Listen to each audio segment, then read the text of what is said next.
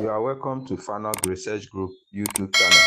Please function click on the analysis. subscribe button to subscribe to our YouTube channel. Exactly where You we will are get now. notified whenever new video is uploaded. Thank you.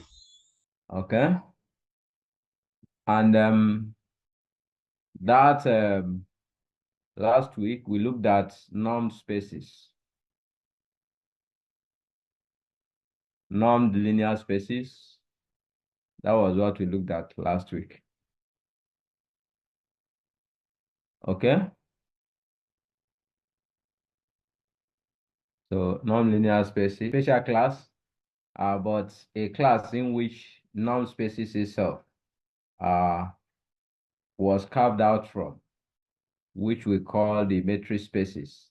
Instead of norm, we have x comma d, a distant function. Okay, so which we call matrix spaces. So that's what we want to look at today.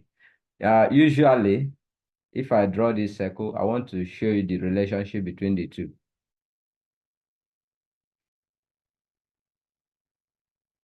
This is a metric space, while this one is normed spaces. The inside one is normed spaces. Normed spaces. So you now see that what we looked at last week, normed spaces is a special case. It's a subset, if you want to put it that way, of matrix spaces. So in other words, matrix spaces are larger than normed spaces. So we just decided to start the course with normed spaces. So, but the larger class, we've defined normed spaces last week. We were able to define definition. We defined what a normed space is. We gave examples. In fact, we gave series examples of non-linear spaces. In fact, every of those examples are metric spaces, but the converse is not true.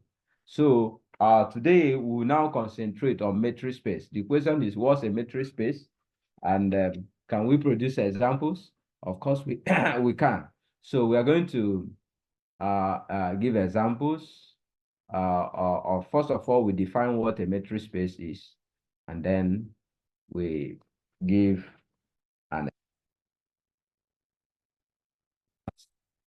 with definition. Let me share a new slide so we can proceed with that. Now, definition. Definition.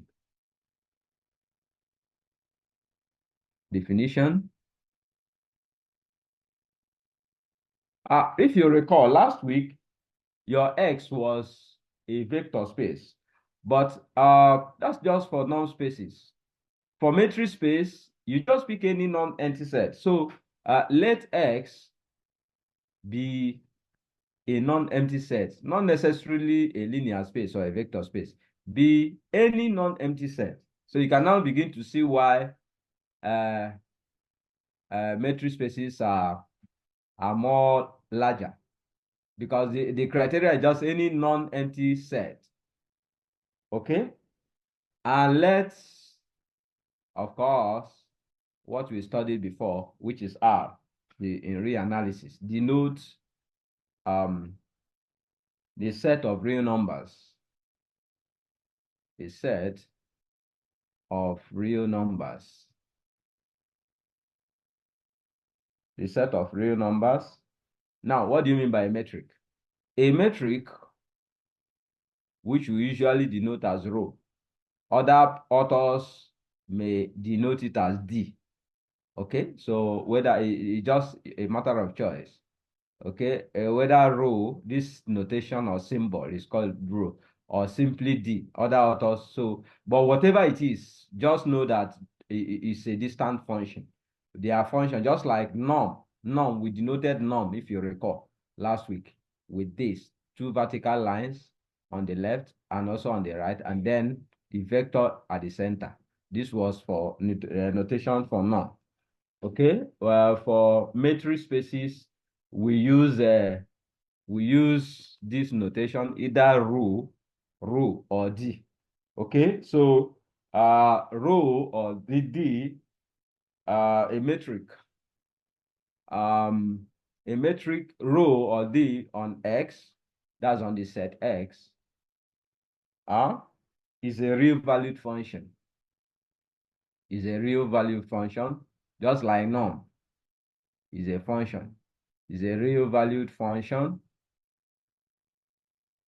A real valued function that satisfies, of course, if you in mathematics, once you mention a function, you tell us the domain. The domain is simply the Cartesian product of x cross x, and the range, of course, is the entire R. Of course, because it's a distant function, you expect that it's going to be positive R plus. Okay, so which satisfy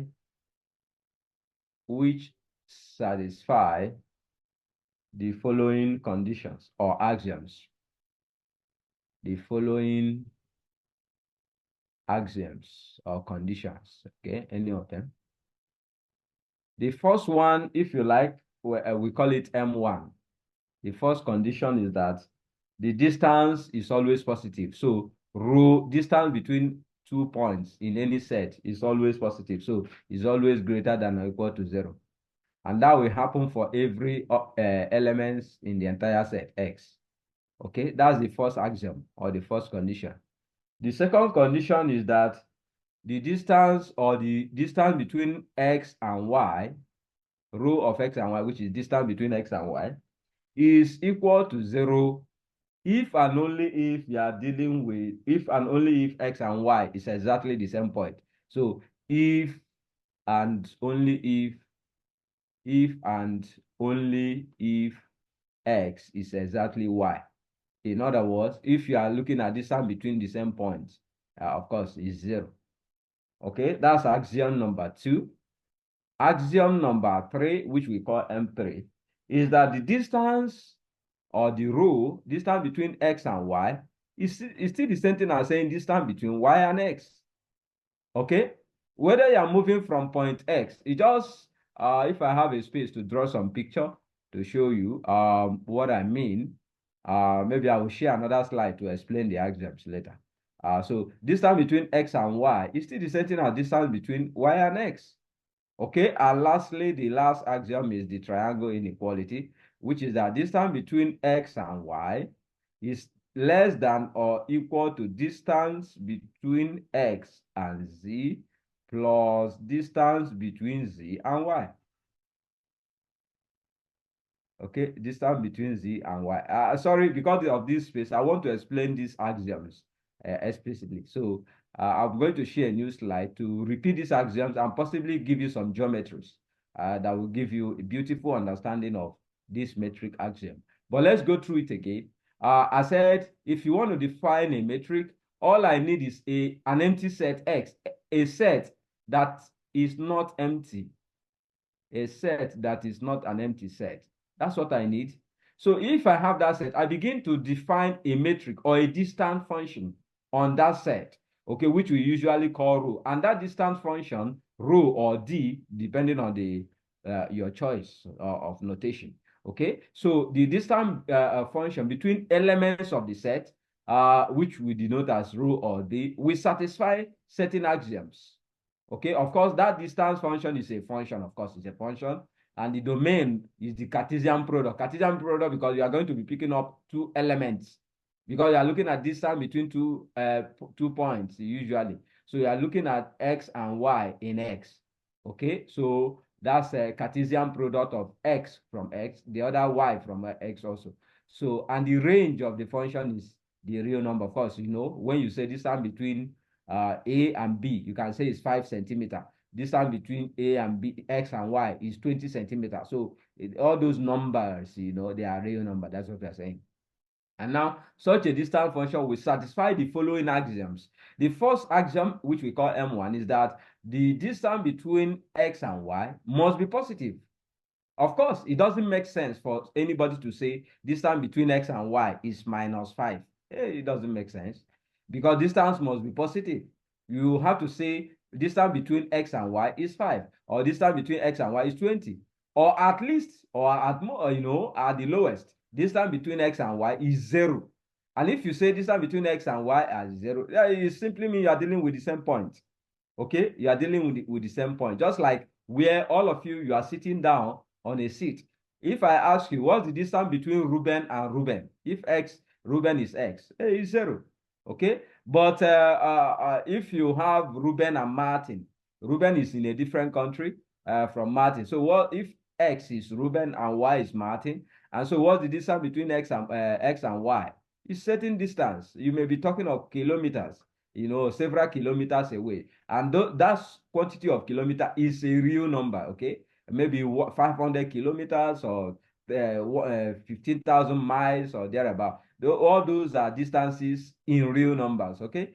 So the third axiom, as I said, is distance between X and Y is 0 if and only if you are dealing with X and Y is the same point.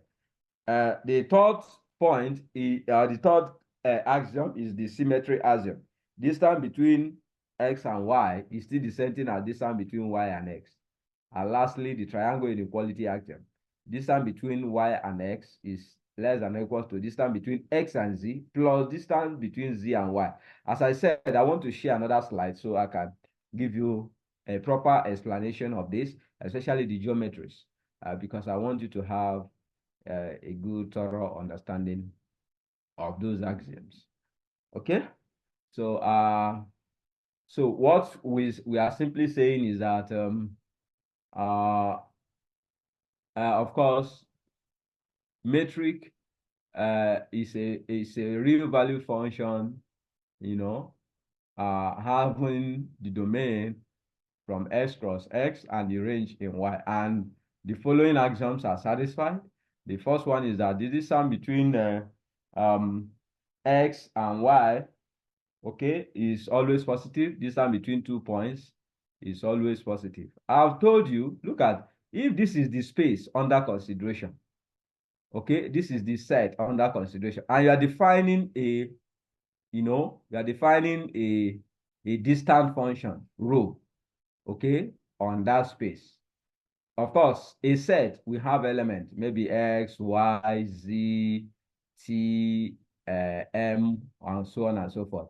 So you'll be interested on distance between these 2 points. So you are talking of distance between X and Y. Distance between X and Y. That's a metric.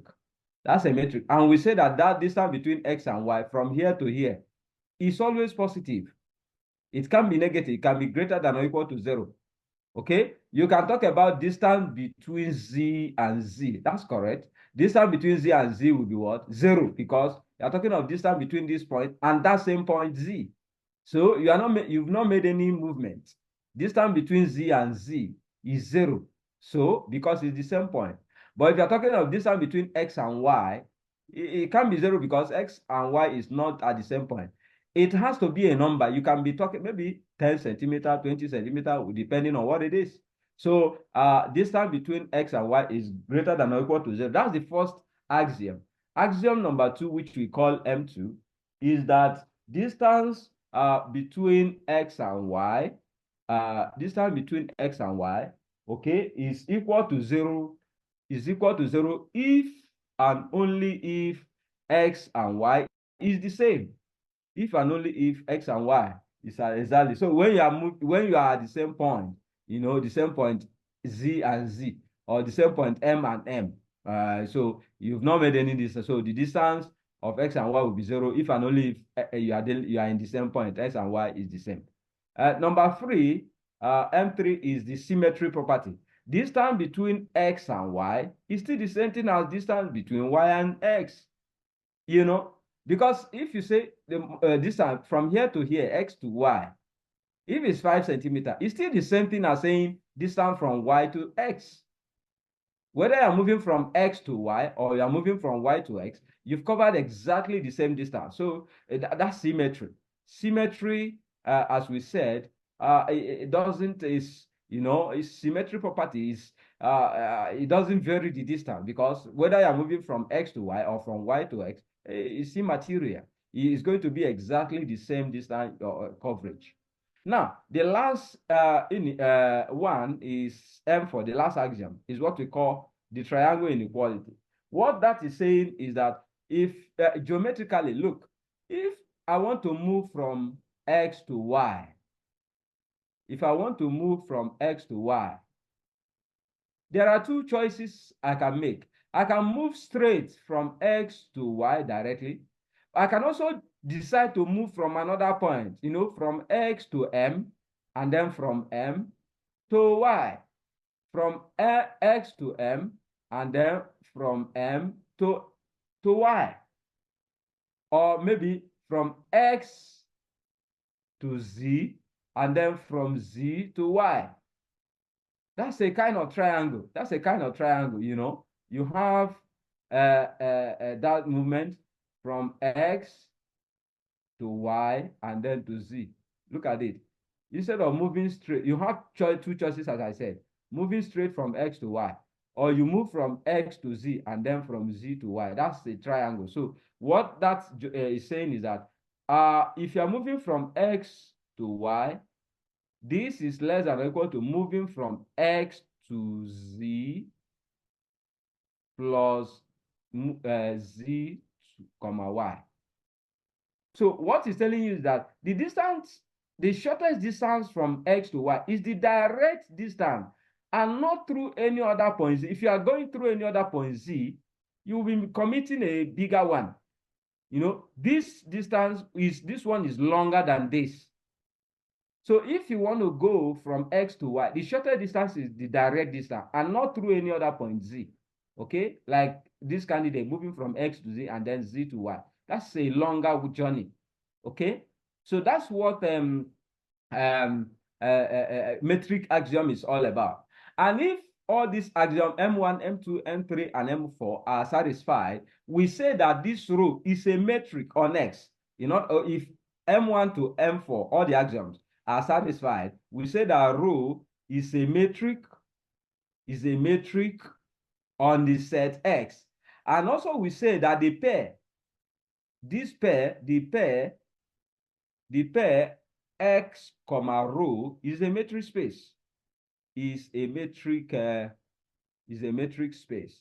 So when you hear a metric space, you are simply talking about a set, a non-empty set in which a metric row is defined.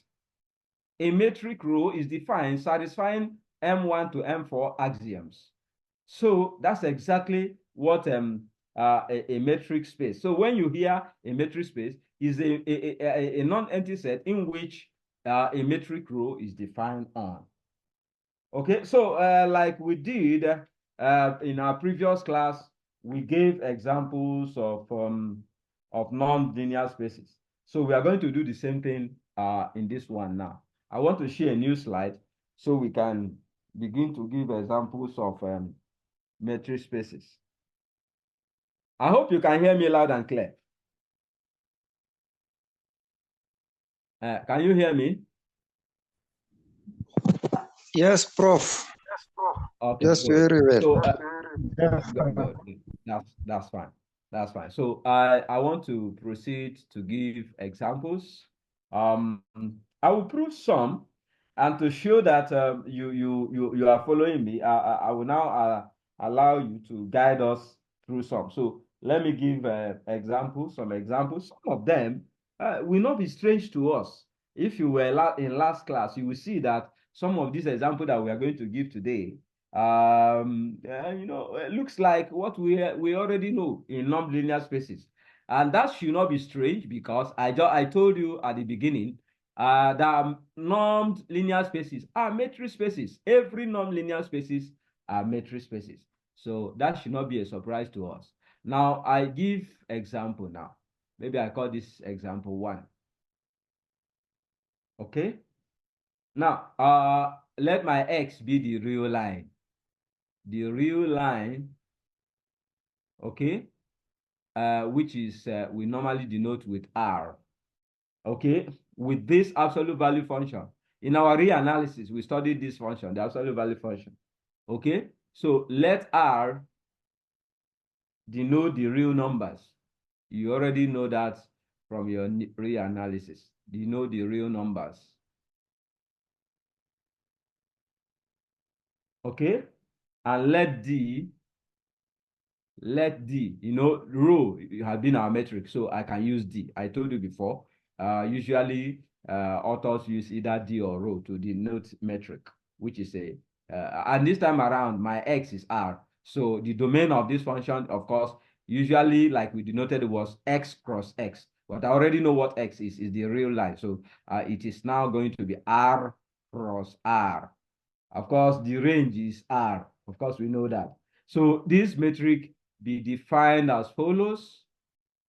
Be defined by as follows. The distance, if you pick up any 2 points in R, distance between any 2 points in R, call it X and Y, okay, will be simply the absolute value of X minus Y.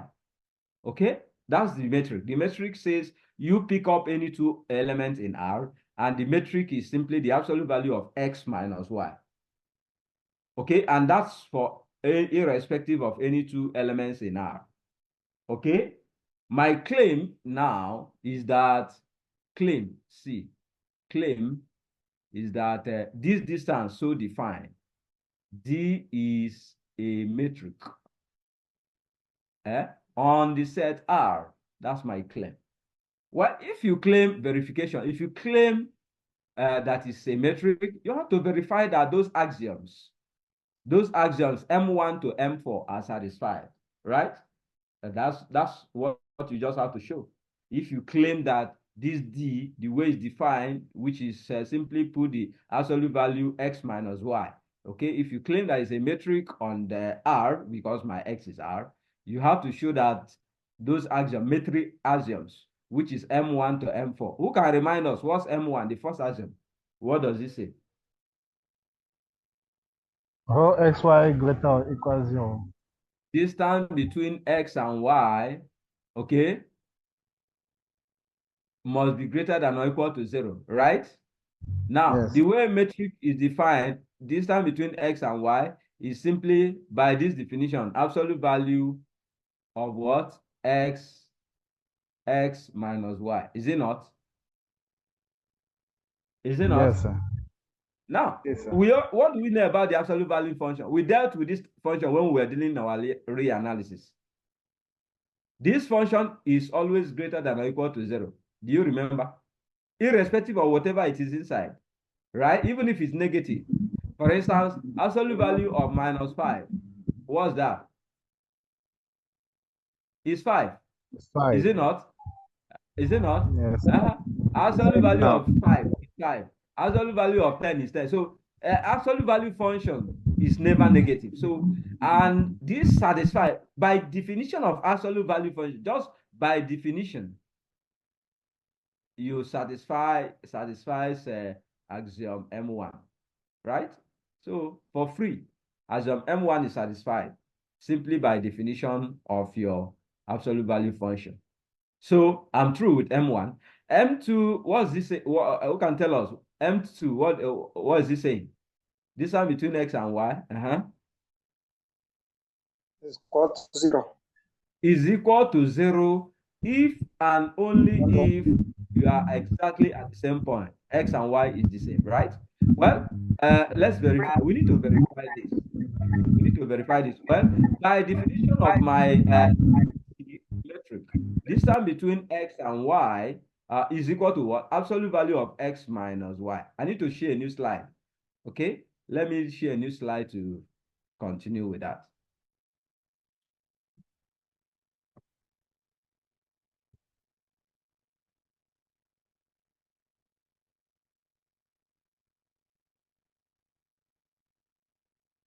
Okay, so I share a new slide and then I continue. We are exactly in M2, okay, which is distance between X comma Y. Of course, by our definition, is equal to absolute value of X minus Y. This is equal to 0 if and only if, you know, if and only if what happens? If and only if X minus Y is equal to 0. You know, the absolute value function is equal to 0 if and only if what is inside is equal to 0. Is it not? And what is inside? What's inside? X minus Y. Is it not? Yeah. Stop. Yeah, what is inside is x minus y. And by definition of absolute value function, if an absolute value function is 0, it then means what is inside is also what? Is 0, is it not? Which is x minus y is 0. And this can be equal, be 0, x minus y is equal to 0 if and only if x is equal to y. In other words, moving y to the other side. If and only if x is equal to y. That's exactly what we want to show. Distance of x, y, x comma y is equal to 0 if and only if x is, and y is the same. This satisfying axiom 2, axiom M2. Right? Do you have issues with that? M3. Do you understand that? Yeah, it's clear. Okay, okay. What's M3? What are we to do? Distance between x comma y must be equal to, that's the symmetry property. Distance between y and x. Is it not? Yeah. Good. Good. That you Yes, start sir. from here and arrive here, or alternatively, you start from the right and arrive at the left. The choice is yours. But let me choose to start from the left. Okay. If I choose to start from the left, distance between x comma y by definition is absolute value of x minus y. Right? Is it not? Now, this equal to absolute value of minus y minus x. Do you agree with me that these two are equal? Yes, sir. They are. This is the same thing as absolute value of y minus x. Am I correct? Yes, Am sir. I correct? Yep. Huh? Yeah. Storage. Okay, thank you. Yeah. This is what's this? This simply distance between y and x. And X. Yeah. Is it not?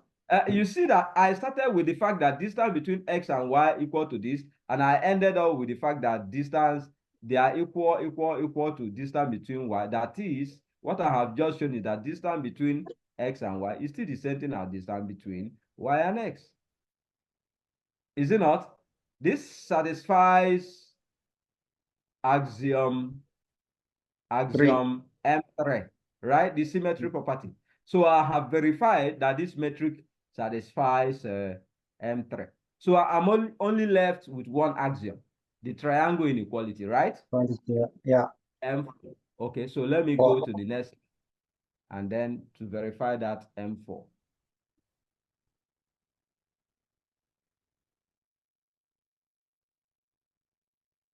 Okay, so well, my job for M4 is to show that distance between x and y is less than or equal to distance between x comma z plus distance between z comma y. That's what I want to show, right? But what's distance between x comma y?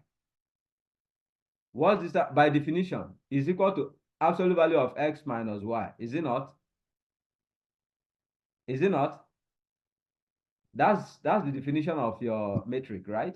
Yeah. Distance This between is the x and y same. is absolute value of x. So I will tell you that this is Is the same. exactly the same thing as absolute X value of minus x Z minus z plus plus Z z, minus Y. right?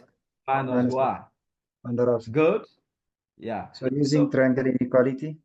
good, good. Because we have done our reanalysis. We know that one of the properties of the triangle inequality, the absolute value function is that it satisfies triangle inequality. So by triangle inequality, it follows that this is less than or equal to absolute value of X x minus Z minus z plus plus absolute value Z of minus z Y. minus y. This is Yeah. by triangle inequality property. Okay, inequality property of the absolute value function. Okay, which we already know. What is this candidate? This is equal to distance That's between x XZ comma z, right? and Plus what's this Z, candidate? ZY. Distance between z and y, right? Yes. So what have we shown? We have shown that distance between x comma y is less than or equal to distance between x, comma, z plus distance between z, comma, y. Satisfying what? Satisfying M4. M4. Okay? Now, we have been able to establish the fact that those axioms M1 to M4 are satisfied, right? Then what's our conclusion about this metric? What's our conclusion about R and this metric? This is a metric space, right? Is a metric space. Yes. So that's what we call, in fact, this metric space is called the usual metric on R. Is a metric space because those four axioms are all satisfied. Okay, so that's an example. I'm going to give another one. Let me give another example.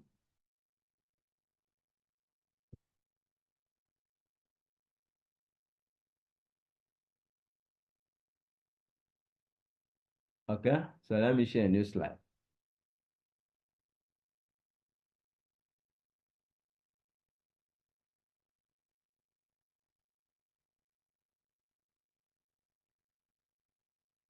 Okay, an example, another one. I call this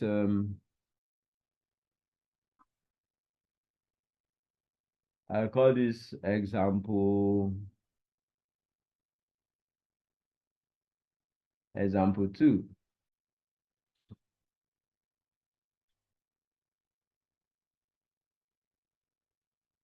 Okay, I call it example 2. Look at this, the discrete, we call this the discrete metric. The discrete or trivia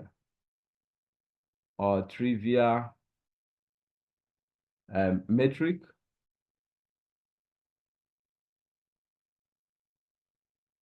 Let's call it rho naught. Okay. Let's define it.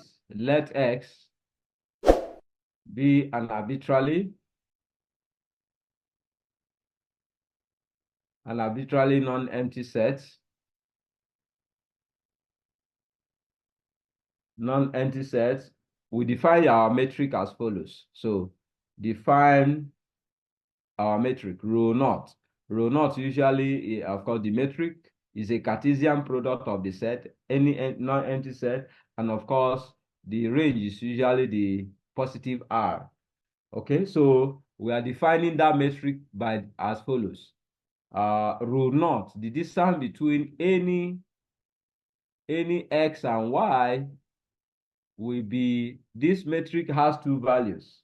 Okay, the distance between x and y could be 1 or could be 0. Okay, it will be 1 if you are dealing with distinct points. If x is different from y, that's I hope you can see. If x is different from y, that's if x is not equal to y. That's what I want to write. And then it's going to be 0 if x and y is the same. If x is exactly y. If x is equal to y. So that's how that metric is defined. That's how that metric is defined. My claim here is that this metric, which we call rho naught, is a metric. It's a metric on this set X. Well, verification.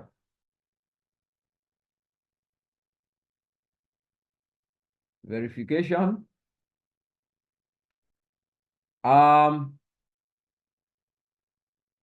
Verification. The first one is M1. What's the first one? M1. What does it say? Rho naught of what? X, y must be greater than or equal to 0. Is it not? That's what you, well, you look at it, even by definition, the value of the metric is either 1 or 0. And either 1 or 0 is greater than or equal to 0. Is it not true? the value of this rho naught, the metric, by definition, the way it's defined, look at the way the metric is defined. The metric is saying when you pick up any two elements and you look at the rho naught, that's the distance between x and y, there are only two possibilities. It's either the value is 1 or the value is what? 0. And the value is 1 if you are dealing with distinct point. That's x and y is not, x is not equal to y. And the value of rho naught and between x and y will be exactly 0 if you are dealing with exactly the same point, x and y being the same, right? So, but what I'm saying is that whether the value of your rho naught is 1 or 0, it satisfies this condition that the distance is greater than or equal to, because 1, the value is, if the value is 1, it is greater than or equal to 0. If the value is 0, it's also greater than or equal to 0 by definition. I don't know if you can see what I'm saying. So Yes, by sir. definition, M1 is satisfied. Very simple as that by definition, because either 1 or 0 satisfy this condition that distance rho naught of x, y is greater than or equal to 0.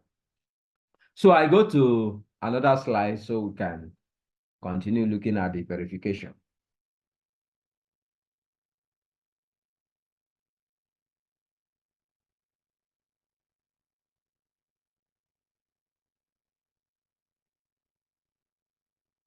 What is M2? What's the second axiom? Who can remind us? Who can remind us? What is the second axiom?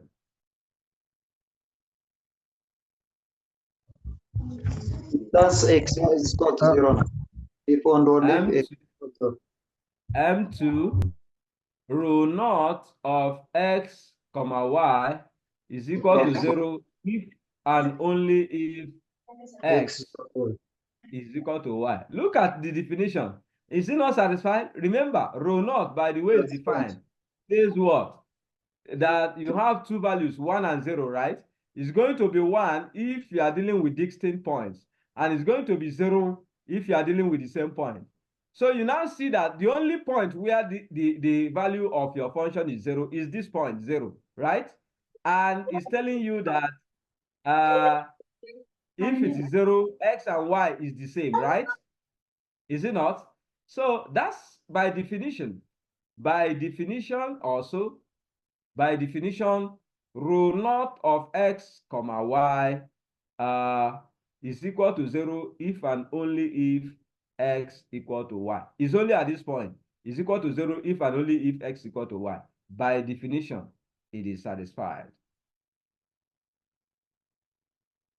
I don't know if you can see it. Can you see it? Yes, it's straightforward. Okay. Okay. So I go to another slide to demonstrate M3. M3 is the symmetric property.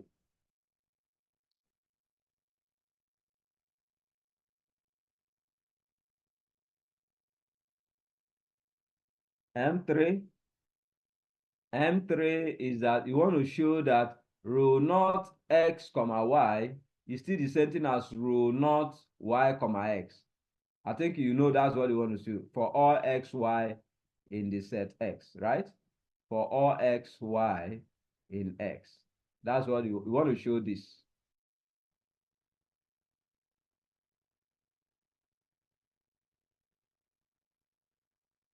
Hello? Hello? Hello, Yeah. Prof. Yes, sir. Please just give me some few minutes. Hello? Hello? Hello? You say?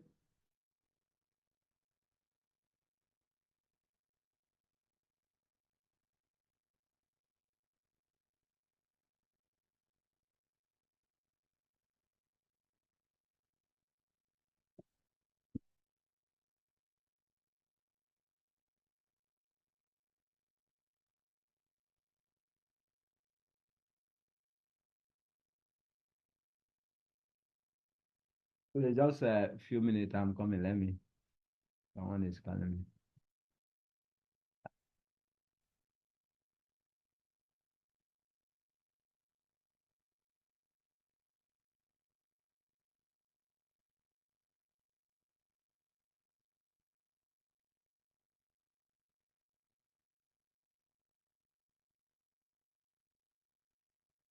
Okay, so let's continue. Um, rho naught, rho naught, rho naught of x comma y is equal to, by definition, will be 1 if x is different from y, and will be 0 if x is exactly y, right?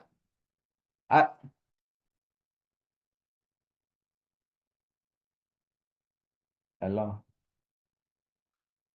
Hello? Yes.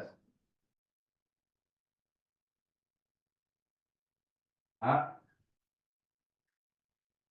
Jerry, now? Hello? Okay, Jelugo, una Jelugo. Okay, unu gwa ya. Unu gwa ya. Si Jerry, nye Jerry phone. Yeah, Jerry, okay. Oh, hello. Hello, Jerry. Hello?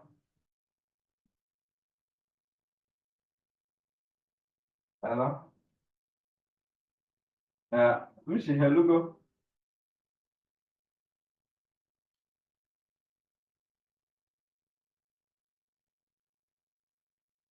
Bute bube, okay. Gwa ya malo na ọdụ. Da, game some malo.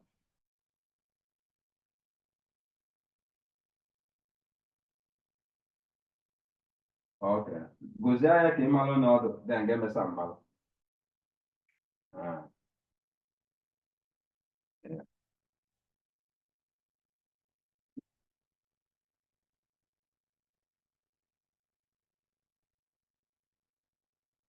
Hello. So, sorry for the disruption. Uh, just an urgent call. I hope you are still there. Yeah. So thank you for your patience. I'm grateful. So this is equal to 1 if y, Y instead is of equal to writing, Y is yeah, different thank from you. If y is different from x, right? And this yeah. will be 0 if If Y y is equal to x. okay. Because this and this is still the same, right? This and Yeah. this is the same. And by definition, what is this? This is simply rho Rho naught y comma YX. x. Is it not? So you have just shown that rho naught x comma y is exactly the same thing as rho naught y comma x. So that's symmetry. Satisfying axiom M3, right? I'll give you axiom M4 as an assignment. Axiom M4 assignment. Okay. What is it that you'll be verifying? Who can tell us? What are you going to be verifying in this axiom M4? Triangle inequality property. Yes, which is that rho naught x comma y is less than or equal to rho naught x comma z plus rho naught z comma y. I think you know that's what you'll be verifying, Yeah. right? Good. So please do that and you submit. We are still continuing with examples. So the next example we want to give is in the Euclidean space. The Euclidean space.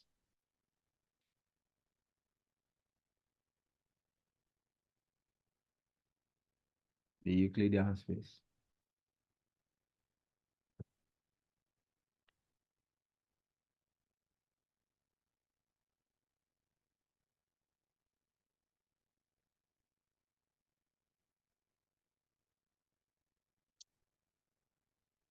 Okay. I define the, I define the, I give the examples as follows. Example. Sorry.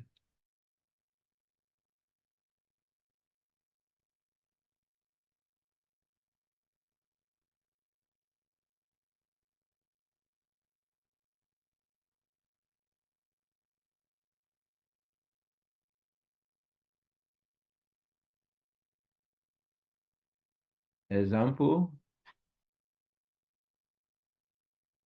the Euclidean space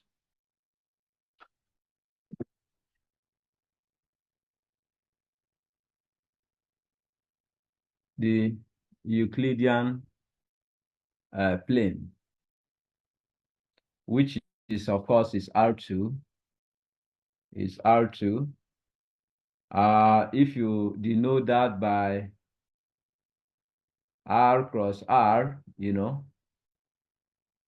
and so you have D2, let's call the metric D2, which is from R2, because the Euclidean plane is R2, so R2 cross R2, okay, and of course, the range is still the real number system positive, because distance between any 2 points is still going to be a real number. So that's so clear to us.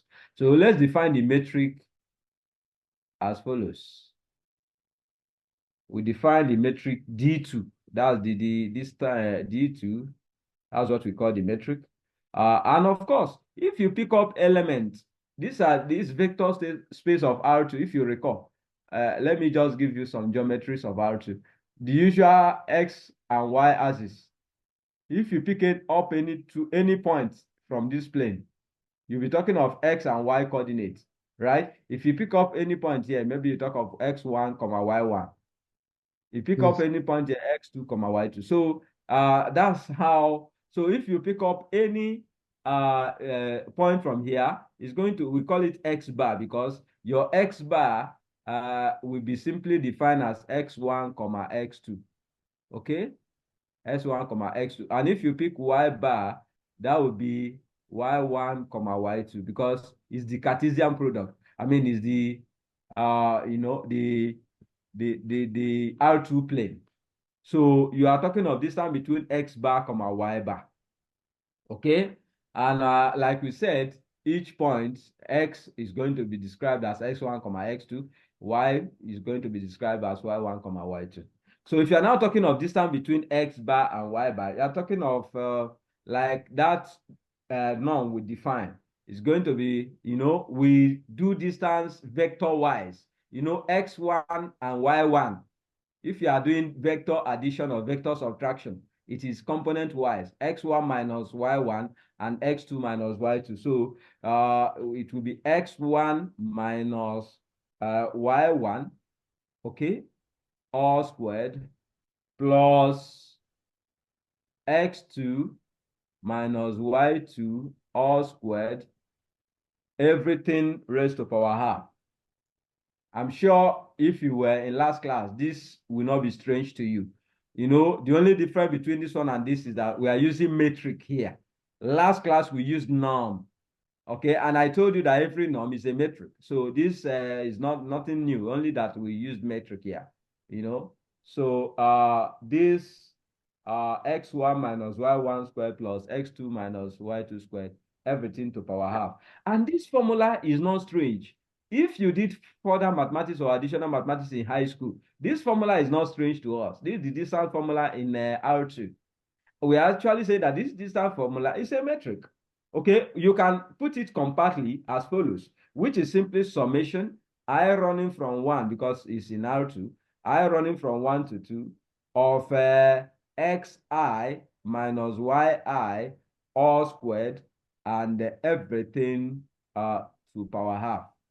This is the compact form of this. This is the compact form of this.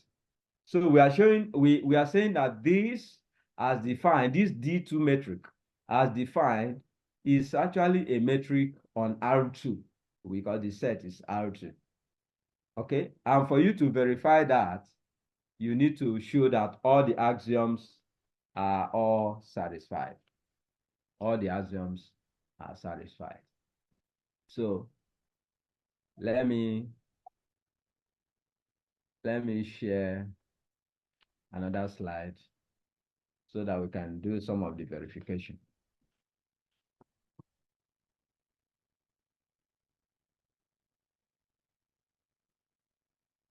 Okay. Verification.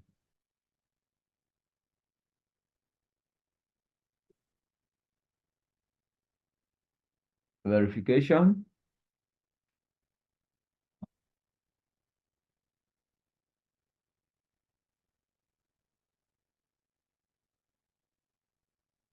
Well, the first one is so obvious to us. I'm sure you can do that. That distance, the first one, which is M1, is that rho D2, our rho is D2, you know. D2 of X bar, Y bar is positive, right? That's the first one, is it not? I'm sure you can show that. You can show that easily. Look at the way D2 is defined. D2 of X bar, comma Y bar. Look at the way it's defined. How is it defined? That's summation I running from 1 to 2 of xi minus yi all squared all raised to power half. Okay, let me expand it the way we know it. This is simply x1 minus y1 all squared plus x2 minus y2 all squared, everything to power half. You will agree with me that this is greater than or equal to 0 because look at this, x1 minus y1, whatever it is, you square it, must be positive, right? This Yes. subject must be positive. Whatever it is positive, obviously. This is greater than or equal to 0. This, look at x2 minus y2, whatever it is, square, must also be positive. Sure. Yes. Are you sure of that? Yeah. So, and positive, this is positive, this is positive. And when you add plus this, when you add two positive objects, it must also be positive, right? Right? So, Right. and the square root of positive object is also positive. Is it not? So that you can see that this is verified. This is verified. So, satisfying axiom M1. Axiom M1. Okay? Satisfying axiom M1. For axiom M2, I'm sure you can also see that. For axiom M2, what does it say? Axiom M2.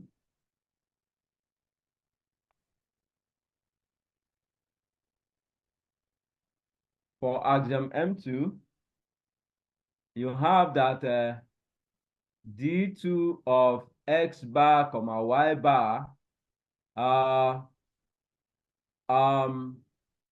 is equal to 0 if and only if X bar and Y bar is the same, right?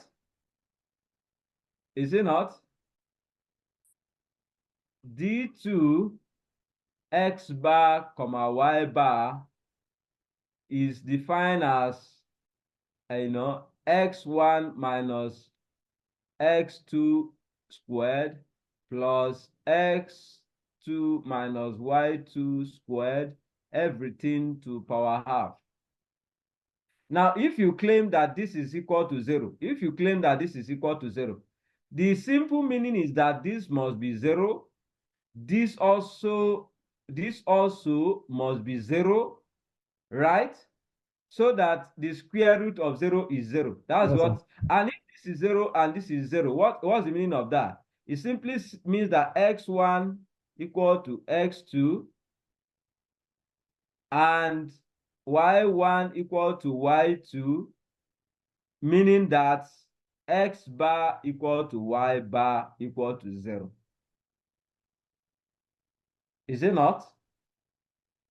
So, meaning that x bar equal to y bar equal to 0 if and only if x bar equal to y bar equal to 0. This is exactly what axiom M2 is saying, satisfying M2. Do you understand that? Do you understand that? Okay, so we shared a new slide and then we look at M3. And then I will leave M4 for you. M4 done this last class, we're using the Cauchy-Schwarz inequality. If you recall, we use Cauchy-Schwarz inequality to resolve because we are going to encounter an object in a triangle inequality in M3, which we use Cauchy. The same procedure, exactly the same. You know, I told you that problem and this is exactly the same. So for M3, you are simply going to show that D2 X bar, comma, Y bar is the same thing as D2 Y bar, comma, X bar. That's what you are, symmetry. But for whether you start from the left to show the right or from the right to show the left, the choice is yours. It's the same thing. So D2 X bar, comma, Y bar, what's that? By definition, this is X1 minus X2 all squared, X1 minus Y1 all squared plus X2 minus Y2 all squared, everything to power half, right? This is the setting as saying Y1, if you like, you can bring out the minus into Y1 minus X1, everything to power half, squared plus minus Y2 minus X2, okay, all squared, and now everything to power half, okay? Now, this minus squared, we make it positive. So this will be equal to the absolute value, the Y1 minus X1 squared plus Y2 minus X2 squared, everything to power half. What is this? This is simply D2 Y bar, comma, X bar. I don't know if you can see. This is D2 X bar, Y bar, comma, because Y comes first. This one, X comes first. That's why you have X bar, comma, Y bar. So this D2, just some few minutes, please. Hello. Yeah. Okay, and the other.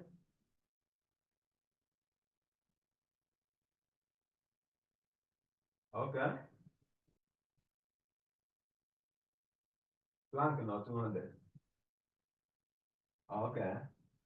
Nyo okay phone wa? Yeah. Okay.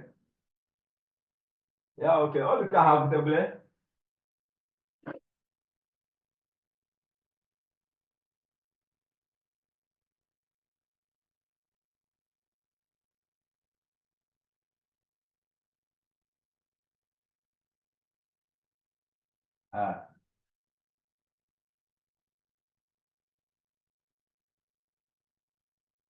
Okay. So all the 200 plank. Okay. Then cow 70. Okay. I think not 78 gone.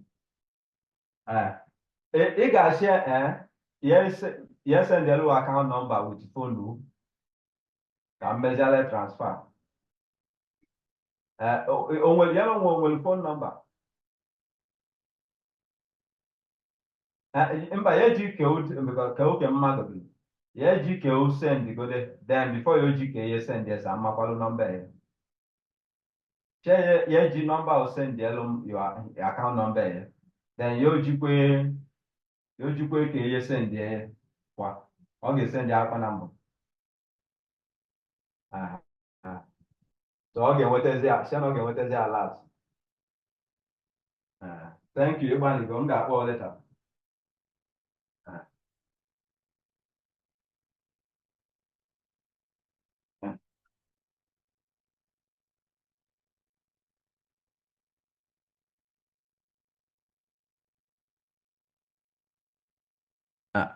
So sorry for that. There's some emergency, so I have to deal with that. Sorry for that.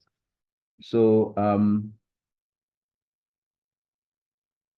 okay, so that's for symmetry, and I need to just give you a hint for the other one. That's the triangle inequality.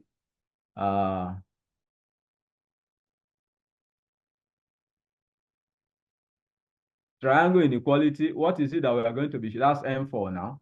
We are going to be showing that D2 X bar comma Y bar is less than or equal to D2 X bar comma Z bar X bar comma Z bar plus D2 Z bar comma Y bar. That's exactly what we'll be showing. And as I said, you will be needing you will need Cauchy-Schwarz,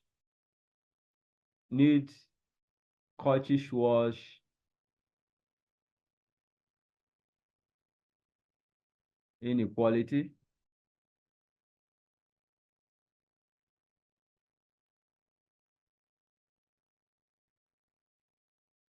Cauchy-Schwarz inequality. Okay. So I will leave you to do that as an assignment to show M4.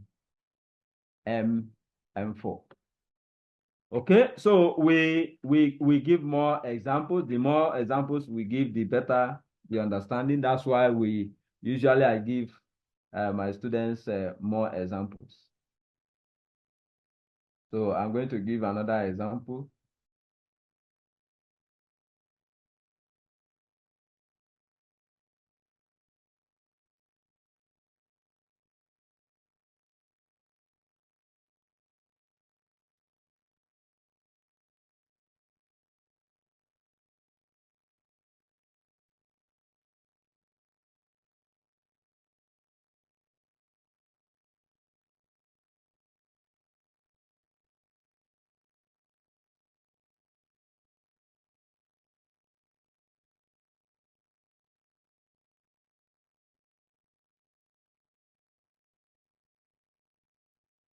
Okay. So I give further example. Hello. Hello.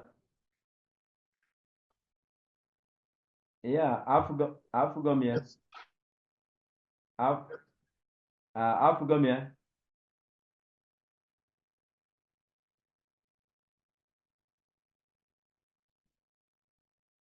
Yes, again.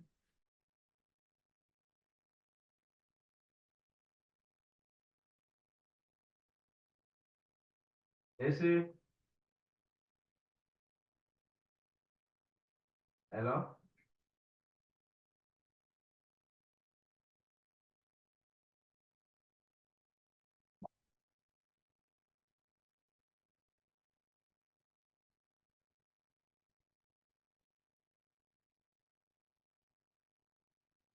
Hello?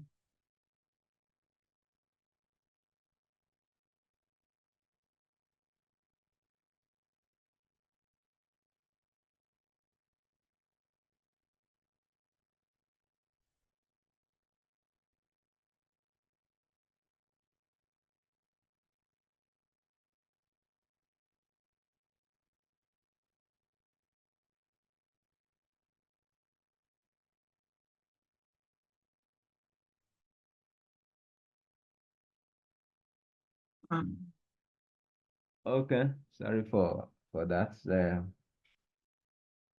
We give sorry for the break. I needed to handle some emergency at home. Sorry. I think we are done now, so we continue. Okay, so I want to give further examples. Further examples now.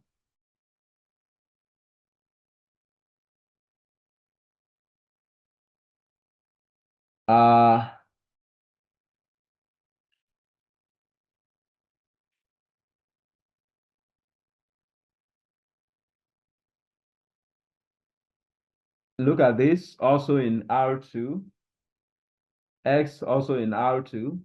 So my X is R2. And then I'm defining what we call D infinity. I'm sure you recall this norm last class. For those of you that were here, the range is in R, defined by the following: D infinity of X bar, Y bar, which is defined as the maximum.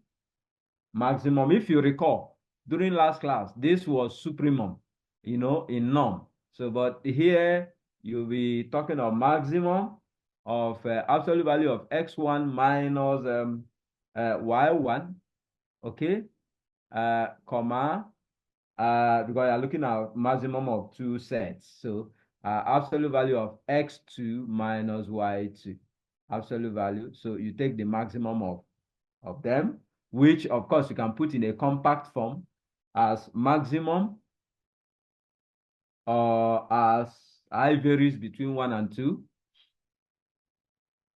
I varies between 1 and 2 of xi minus yi.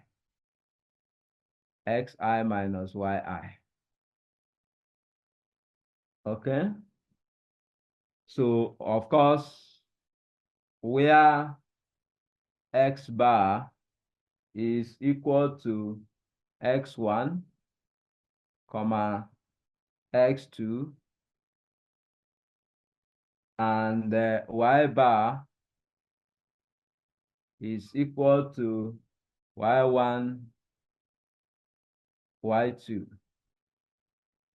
Okay, these are arbitrary objects in R2. So look, that's the way the metric is defined. So we want to show that this is a metric on R2. Well, the verification, I think somebody should assist us. How do we do this now?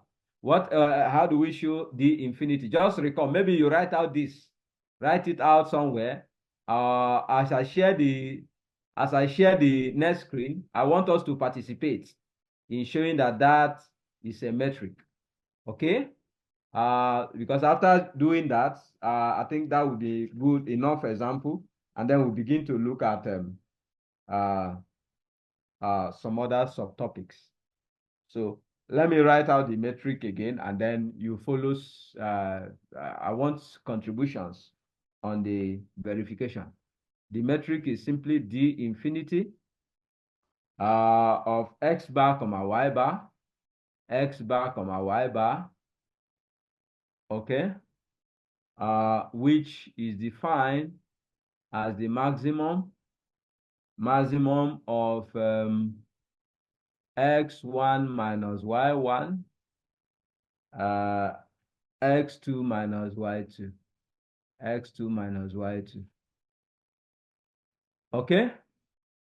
So so how do we show M1? M1 is to show that d infinity of x bar comma y bar is greater than or equal to 0. That's our task. This is greater than or equal to 0. So that's our task. How do we show this? Ruben, how do we do that?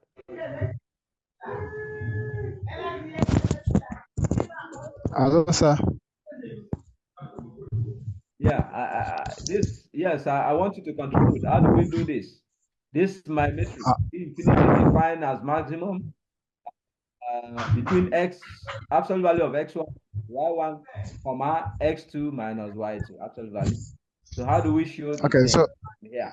yes, x1, comma y1, absolute value of x1, comma y1 is positive as for the definition of the absolute value, as well as absolute value of x2 minus y2.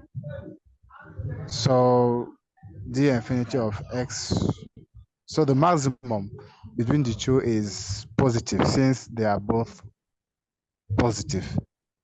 Therefore, is Saying that this, by definition of this is greater than or equal to 0, it's greater right? than, yes, sir. Yes, sir. So this one It also is greater or equals also 0. greater than or equal to 0, because So the by maximum definition is of absolute greater than value, it 0. can never be negative, right? Yes, sir. And when you take Yes, sir. absolute value, when you take the maximum of things that are greater than or equal to 0, that maximum must also be greater than or equal It's to greater 0, or equals 0. right? Yes, sir. d infinity of x bar y bar must necessarily be greater than or equal to 0. Verifying what? Axiom M1. Okay, that's fine. M1. That's fine. So for M2, what's M2? M2, yes, what's M2? I want Is what's D M2? What's M2 saying? infinity of xy D is infinity of x bar y bar.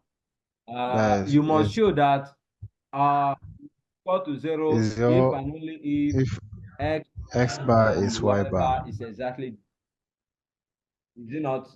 So go back. D infinity x bar y bar by definition is maximum, right? Of x1 minus y1, comma x2 minus y2 maximum, right? Now, if you claim that this is equal to 0, which is this, which this is equal to 0, what's the meaning of that? You are saying if this is equal to 0, this can only happen if and only if what is inside itself is 0. What is inside is equal to 0, right? This can only happen if and only if x1 minus y1 equal to x2 minus y2 equal to 0. And this can only happen if and only if x1 equal to y1 equal to x2 equal to y2 equal to 0. And this can only happen if and only if x bar equal to y bar equal to 0. Right? Not necessarily. The x bar, let me clean up equal to 0. This can only happen if and only if x equal to y, x1 equal to y1, right? And no, the 0 here is not necessary. And once x1 and y1 is the same, the difference will be 0, is it not? So Yes. if and only if x1 equal to y1 and x2 equal to y2, so meaning that x1, x and y is the same. So this verifies axiom M2. Okay, M3 is symmetry. Is symmetry.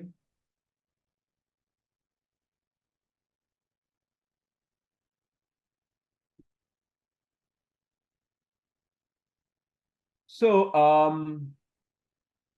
for M3, you go back to the definition, which is D infinity x bar comma y bar. What's that? This is maximum maximum of x1 minus y1, absolute value, x2 minus y2 absolute value. Okay, this is the same as maximum. This absolute value you can bring out minus into y1 minus x1 absolute value, comma, minus y2 minus x2 absolute value, right? Of course, absolute value will take away all this negative. So, which is the same thing as maximum into y1 minus x1, comma, absolute value of y2 minus x2. Okay. What's this? What's the whole of this? This is simply d infinity of y bar, comma, x bar. Is it not? So that d infinity x bar y bar is exactly d infinity y bar, comma, s bar. They are equal. And that is symmetry. Satisfying axiom M3. Okay? Satisfying axiom M3. So for M4, we verify that, and then we now go to other subtopics. Okay, we now go to some other subtopics. Other examples you can look for. I can give you other examples and then you can verify them at home. Hoping that since we've done a lot of examples, you will not have issues with how to verify that. So for M4, M4 is basically triangle inequality. You want to show that D infinity, D infinity, D infinity of X bar comma Y bar, okay, which is equal to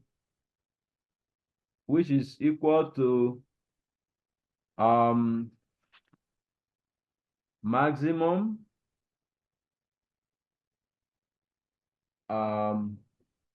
which is equal to maximum as I varies between 1 and 2 of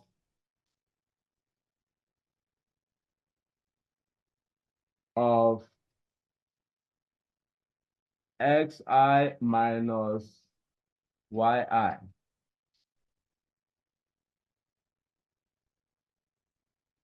Xi minus yi. This is the sentence as maximum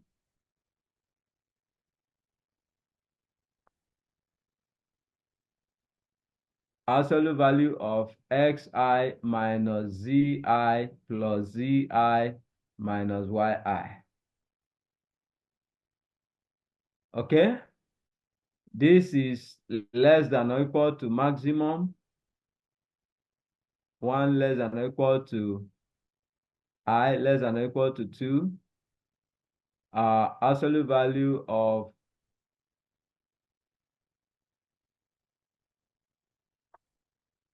excuse me, just a minute, let me power my system.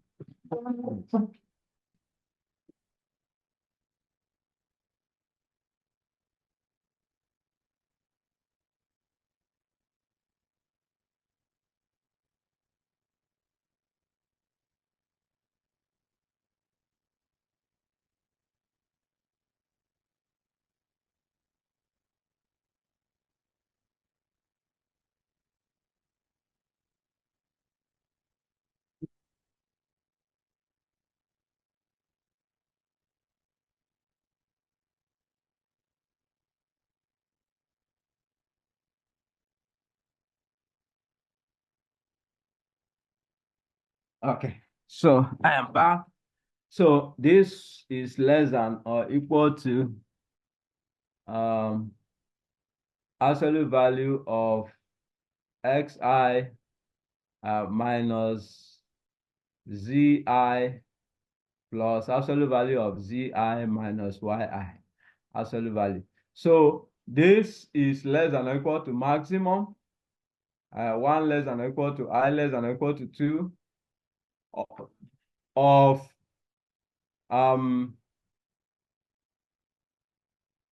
xi minus zi plus maximum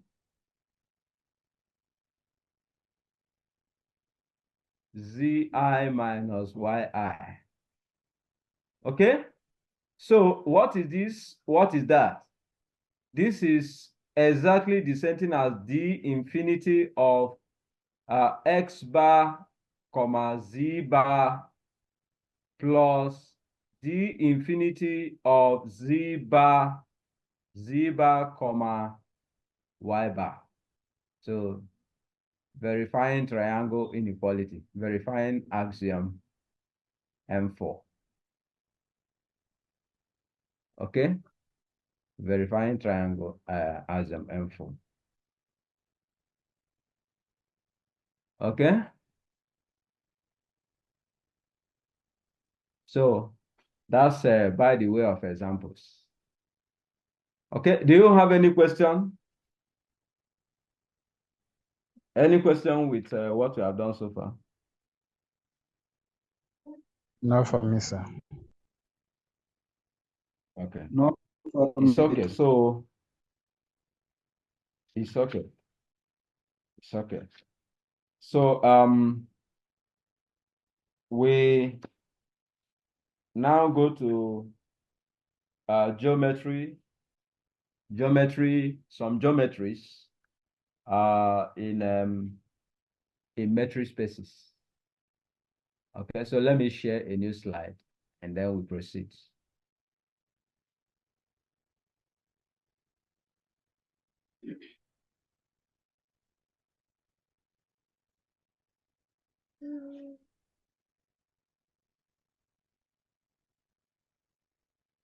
Open bus, some geometry, some geometric properties.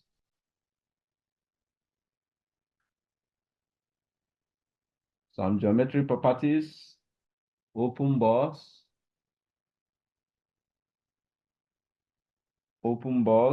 closed bus. Those are some of the things we want to be looking at. Closed bus, and then spheres. You see, as you proceed in your research, these are some of the sets you will be encountering. Maybe in optimization, mathematics of finance, and so on. These are some mathematical sets you will encounter, and you need to understand what they are, the nature, the definitions, and what you can use to do. You can use them to do a whole lot. But then let's begin to define them one after the other.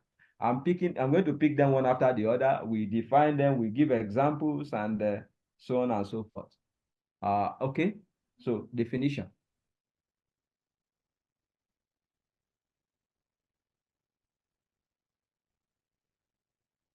Let X comma rho be a metric space. We already know what that is. Be a metric space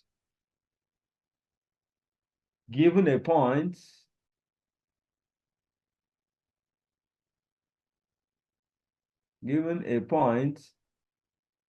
X not in X, X not in X, and a positive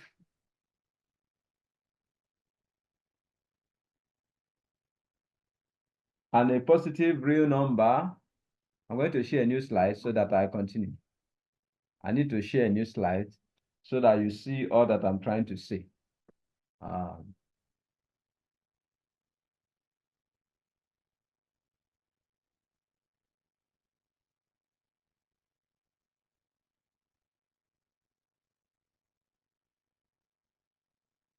So it's better I repeat them. I'm trying to define what an open ball is. It's actually a set. So let me begin the definition here. Definition. We are in a metric space. So when we say a metric space, you already know what we mean. We've defined metric space. We've given examples of metrics. And the metrics together with the set is called a metric space. So by now, you know what this structure is. It's a metric defined on a non-empty set. Okay, so let X rho be a metric space. Given a point X naught in X, given a point X naught in X, and a positive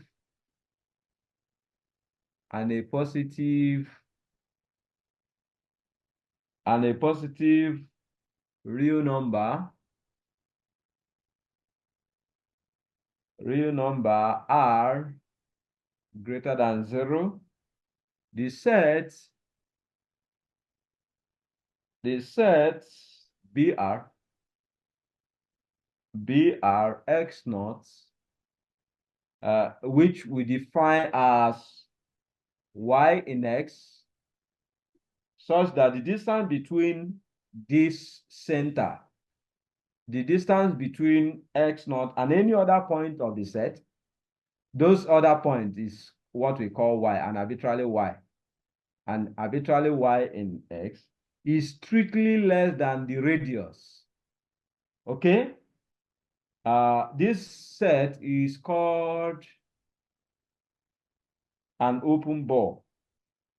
An open ball. An open ball centered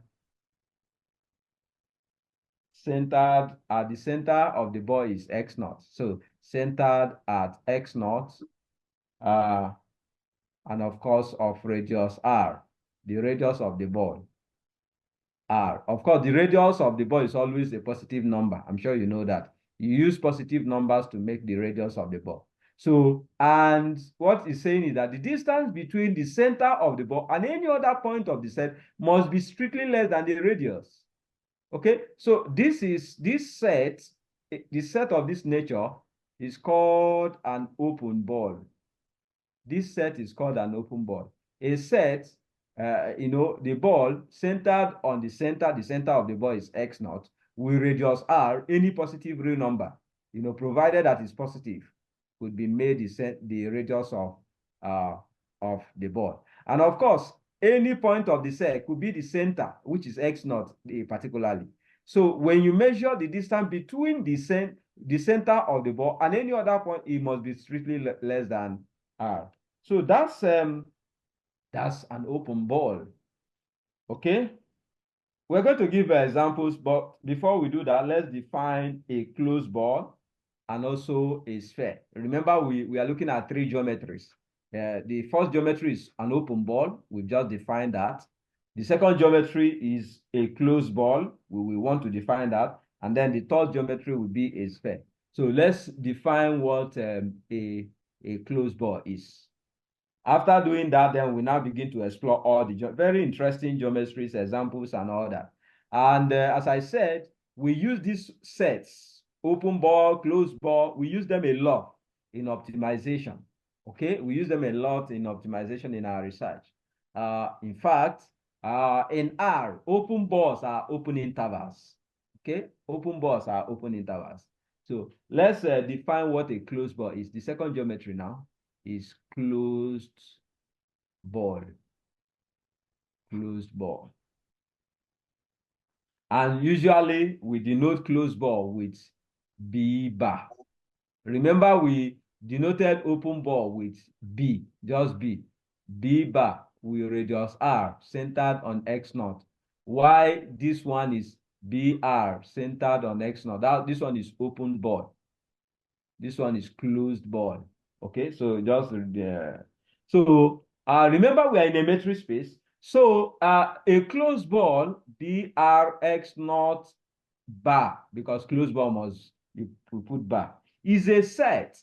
This is the set notation, such that you pick up any arbitrarily y in X, such that the distance between the center of the ball, the distance between the center of the ball, which is x naught, and any point of the set, any point y of the set, will be less than or equal to r, the radius of the ball. Okay, this set is called the closed ball. The closed ball of radius r. Of radius r, centered on x naught. The center is x naught. Ruben, what's the difference between closed ball and open ball? I've defined, okay, let me write, the open ball was defined at the other side, but let me recall it here. Open ball, I said, is the set BRX naught, which is a set y in x, such that the distance between the center is x naught, and any arbitrary point of x, which is y, is less than r. That's how I define an open ball. And I now define a closed ball like this one. So my question is, what's the difference between this set and this one? What's the difference? Can anybody tell us the difference? Difference between open The ball. difference, What's the difference? the difference is that the closed ball contains a point at a distance r of from x naught, since its legs are equal. Okay.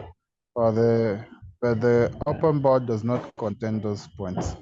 Good. I'm very happy about that. Look at the major difference. This inequality.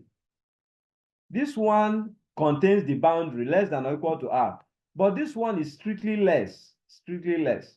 In fact, geometrically, look at the circle. The circle with the boundary is a closed ball. This is the radius of the circle.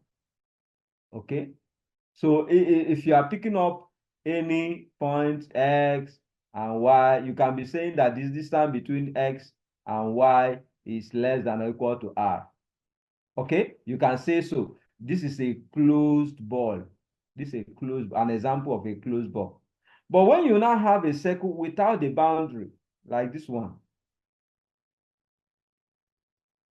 you know, this is like the radius. If you are talking of x and y here, you'll be talking of the distance between x and y strictly less than r, because the boundaries are not included. Okay, the boundaries are not included, just dot, dot, dot, dot, dot. Okay, so this is an open ball, a circle without the boundaries. Okay, so strictly less than r. Okay, because no ball can be at no point of the set is exactly at the boundary here. Okay, because the boundaries are not included. All this, but here points can be, point can be at the boundaries. It can in a closed ball because it is closed, is included. Okay, so that's an example. Okay, so let's now give the last geometry, which is a sphere. A sphere. So that's the last geometry we'll be interested at.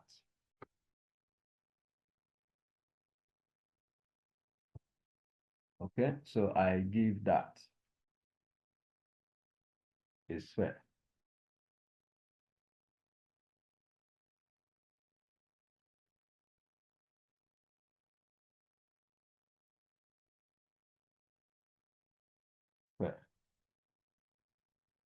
Okay, now the sphere, you have this notation SR x naught is also a set defined as follows. You have an arbitrary y in x such that the distance between the center x naught, the center of the sphere is x naught, and any other point of the set y is exactly the radius, is equal to the radius. That's a sphere. Okay, this is a sphere of radius r and center x naught. Okay, so can you see what's the difference, or what's the difference between a sphere, an open ball, and a closed ball? I want your comments. Okay. When you go to the sphere, just you can pick Yes. only what the boundary points.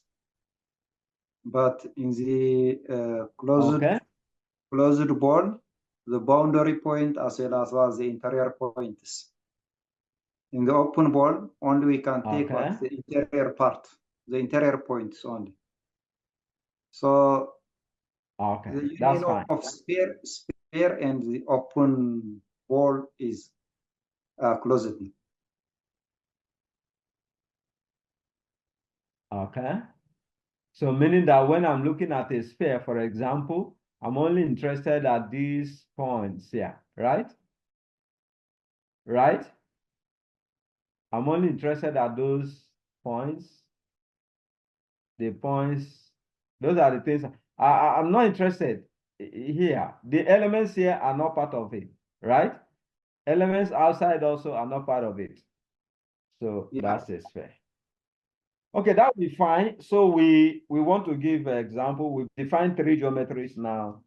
So let's begin to provide examples of such geometries.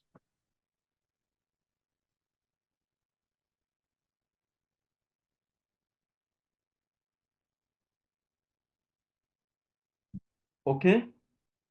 So we have the following example.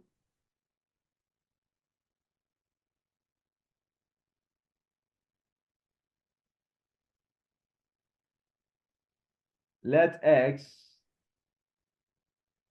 be the real line, R, the real line with radius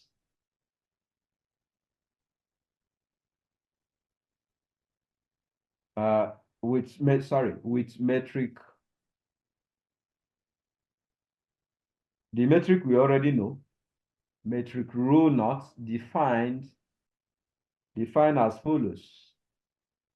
Defined by rho naught xy, which is this is the discrete metric. It has 2 values. The value could either be 1 or 0. If you recall, we've seen the metric before. And it's going to be 1 if x is different from y. And it's going to be 0 if x and y is exactly the same. Okay? So we want to describe some open bars on this metric. Okay? Describe for arbitrarily xy in R, because the x here is the real line R. So for arbitrarily xy in R, describe open bars. Describe the following open bars. Describe the open bars, the following open bars. The first one is a ball with radius half. The radius is half, the center is 1. The second one is a ball with radius 1, center 1. The third one, 3, is a ball with radius 2, center 1. The next one, IV, is a ball with radius, let's say half, and center 2. The next one, you can define as many as possible. Let's stop at there. B1, 5 center. Okay. Okay. So let's we'll share. If you can look at them, the balls, we need to describe them. So I want to share a new slide so we can look at them critically. Okay. We can look at them critically. So let me share, let me share a new slide and then we proceed.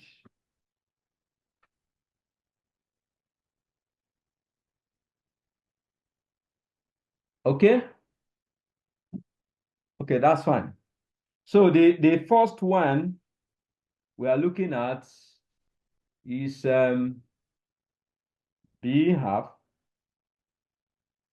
with center 1. This B half with center 1, you can describe it as an open ball such that you have that Y in R, such that the rho, the metric in that is the discrete metric rho naught x comma y. Okay, the radius is half, so it's less than half. This is exactly the definition we have, right?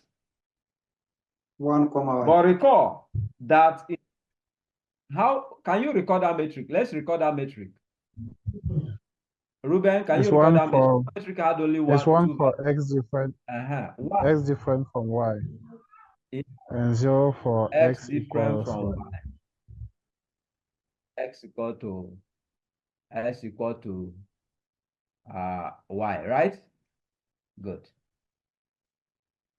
Now, if you look at this metric, as I said, it has two values.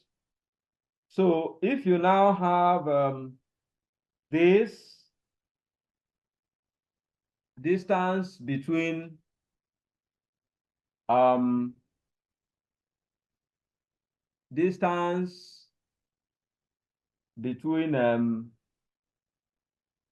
naught, distance between Y and 1, because the center is 1, okay? The center is 1. So distance between Y and 1, if it's less than half, what's the meaning of that? What's the meaning of that?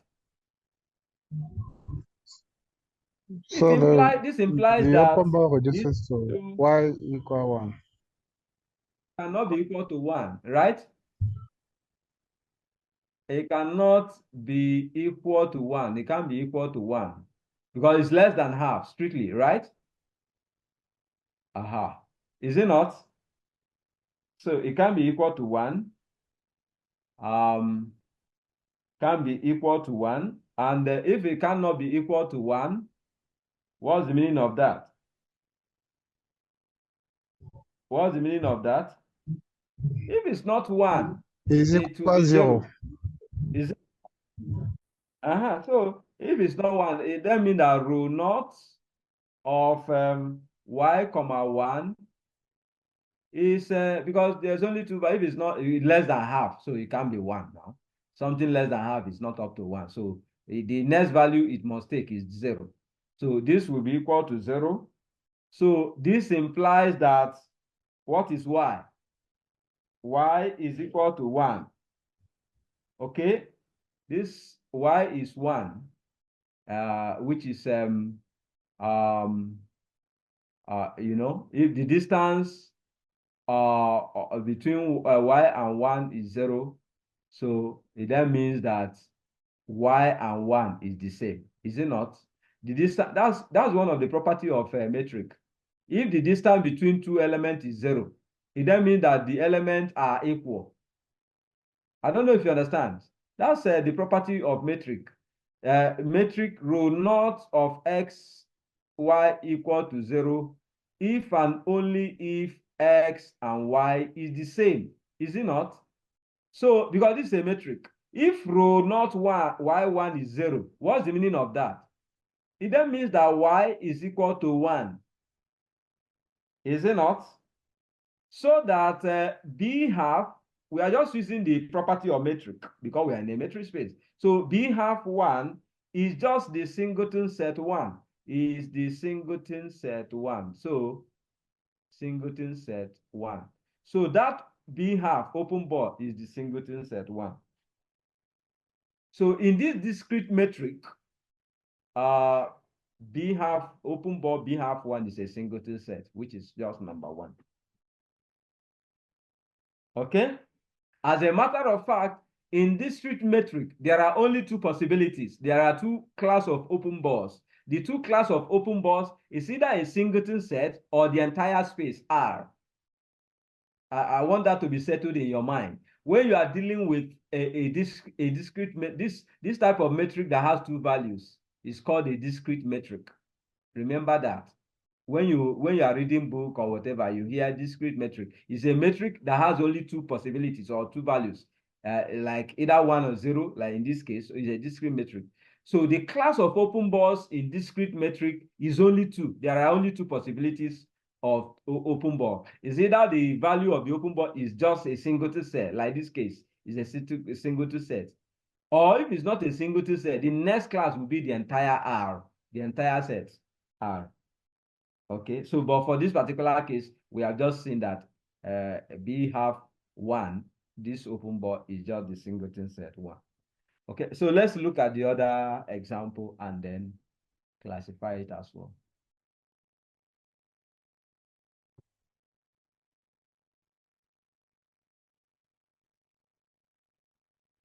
What's the next example? Can anybody remind us?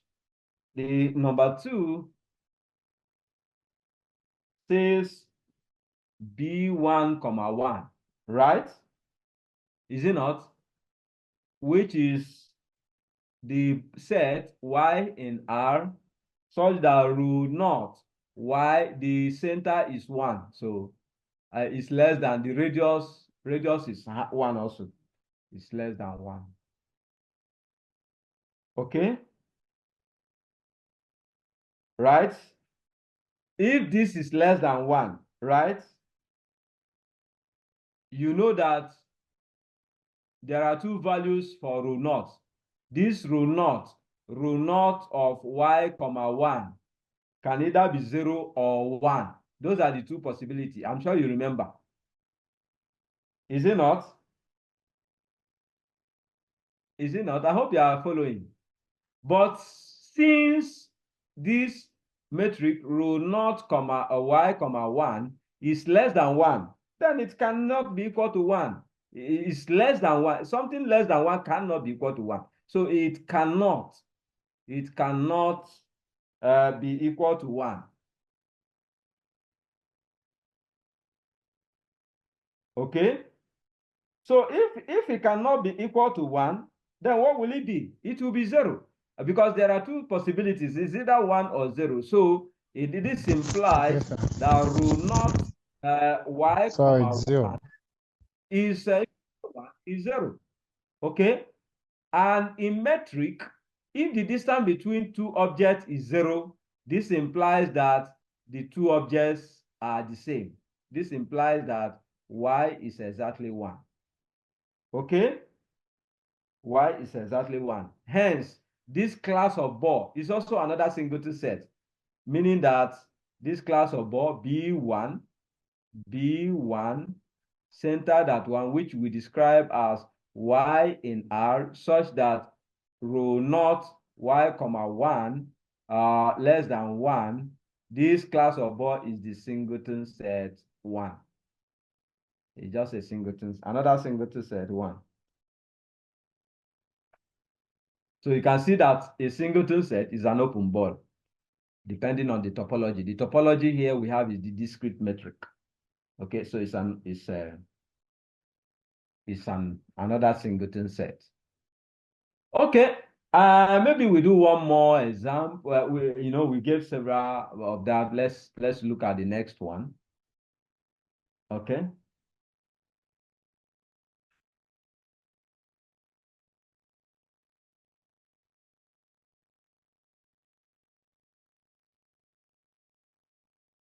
The number three, you have B21. B21. That's a ball centered on 1 with radius 2. Okay, of course, that ball is simply the set Y in R such that rho naught Y, the center is 1. So Y, 1 is less than, the radius is 2. So less than 2. Okay, but we know one thing about rho naught. What do we know? We know that rho naught Y, 1 can either be 0 or 1. There is only 2 possibilities. Is it not? Is it not? But in this case, this rho naught is less than 2. Okay? For all Y. Then what's the meaning of that? Hence, you now conclude that B2, the open ball with radius 2 centered on 1, which we have already described as Y in R, such that rho naught Y, 1 is less than 2. Okay, this ball is exactly, you are dealing with the whole set. In fact, it's exactly Y in R, the entire space. Okay, which is equal to R. So this particular case, the entire set is the open ball. The whole space is the open ball. The whole space. So just like I told you, the class of open balls defined in discrete metric are either singleton set or the whole space. So for this particular example, you can see the whole space is open. Is open in this particular one. Am I sounding too abstract? I hope you are following the lectures. Are you following the lecture? Hello, Prof. Are you following the lecture? Yes. Yes. Okay. Could you repeat Ruben, the I last have not part? heard much from you. Yes. Ruben, okay, I will do that. But let me find out from Ruben. I have not heard much from him. I'm asking, are you really following the lecture? Yes, sir. Yes, sir. Okay. Okay, thank you. Okay, so Tracy, you are what's your question? Yeah, I don't understand Repeat your how it question becomes again. R. Okay, you don't So, understand how it becomes R. Okay, let's yeah, go back. Let's go back now. But at least this is our that's problem. fine. The ball centered on 1 with radius 2. I'm sure you know this is the set. And for Yeah. this metric has only 2 values, 0 or 1, right? Yes. Right. So, and if it is exactly 1, look at this. The radius is 2. So if the radius is 2, this less than 2, okay, includes 1. So if it includes 1, what are you saying? You are now discovering that every element in R will satisfy this inequality. Okay? Any elements in R will satisfy any Y in R will satisfy this inequality. Unlike when the radius was 1, not up to 1, less than 1. So you discover that the case where X different from Y will not be there. So, but this case includes both X different from Y and X equal to Y. So that means that every set in R will obviously satisfy this inequality. Hence, the open ball are the entire space. Thank you, Prof. Do you understand that? Okay. Yeah. So maybe we look at the next one, and then before we close, let me share another slide.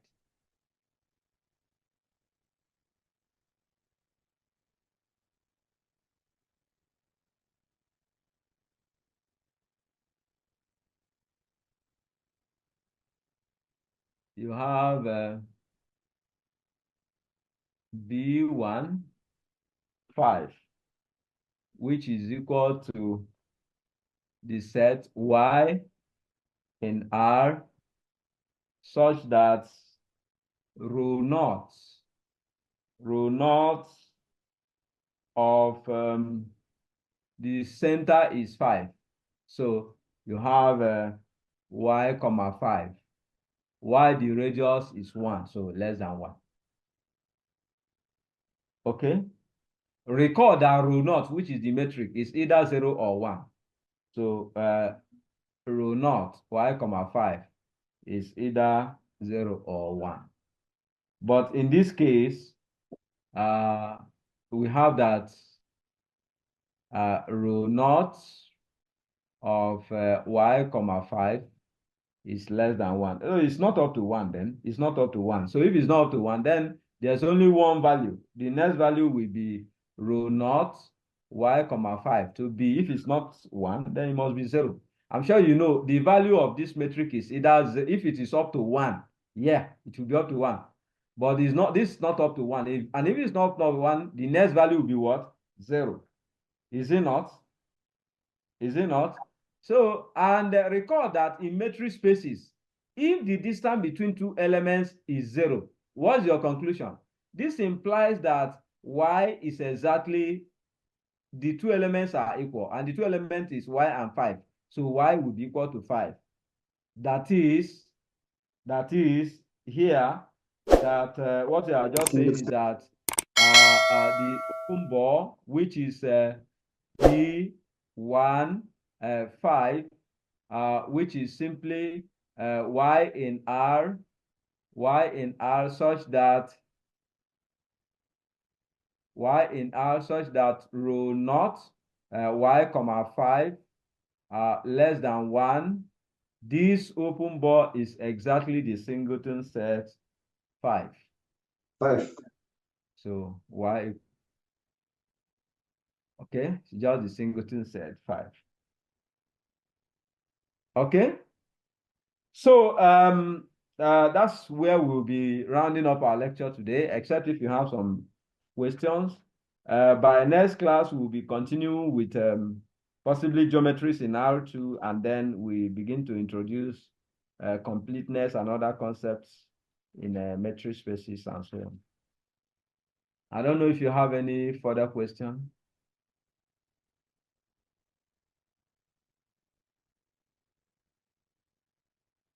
Okay. So our next lecture will be Friday and Saturday. Okay. Friday is 6 to 8 and Saturday is 1 to 3. Okay. So thank you very much for your patience and your understanding. Thank you, sir. Okay, thank you. Thank you. You're welcome.